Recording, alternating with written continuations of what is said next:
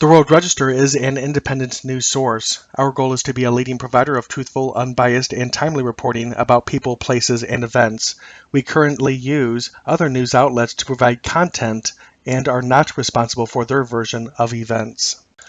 Reuters news agency reports today that a gunman opened fire on U.S. Republican lawmakers who were practicing for a charity baseball game, wounding senior Republican leader Steve Scalise from Louisiana and several others before being taken into custody, police and witnesses said. According to the report, President Donald Trump said the gunman died of his injuries and Representative Scalise was badly injured but in stable condition. Lawmakers said the shooter, who was armed with a rifle, had exchanged fire with Capitol Hill police who were at the scene and was shot before being taken into custody. Representative Scalise was shot in the hip at the baseball field in Alexandria, Virginia. He was tended to by fellow lawmakers, including Representative Brad Winstrup, Republican, Ohio, who is a physician, before being transported to a hospital.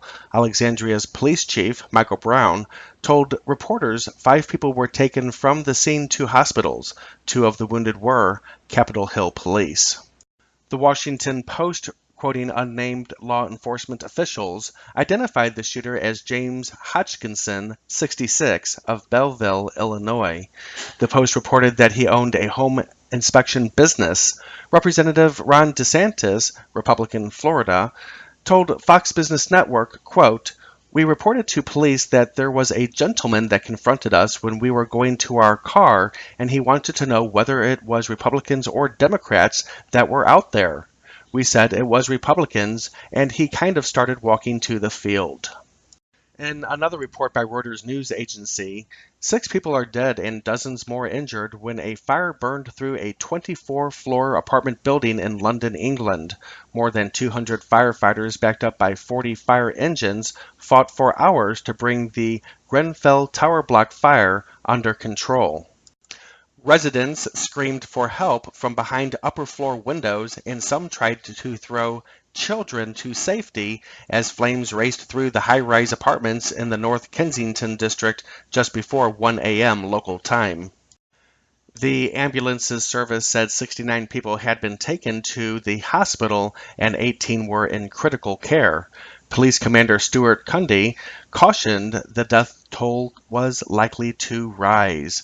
Firefighting crews were still trying to douse flames as they sought to reach the top floors of the building over 10 hours after the fire started. London Fire Brigade Commissioner Danny Cotton told reporters, quote, "In my 29 years of being a firefighter, I have never seen anything of this scale," unquote. The cause of the inferno, which has left the tower block a charred, smoking shell, was not immediately known. And One America News Network reports today that at least 4 people were killed, including the suspected gunman, when a disgruntled United Parcel Service employee opened fire at a company facility in San Francisco, California.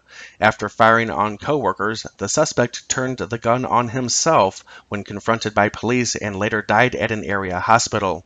San Francisco police said the building was secure but offered no immediate information on victims.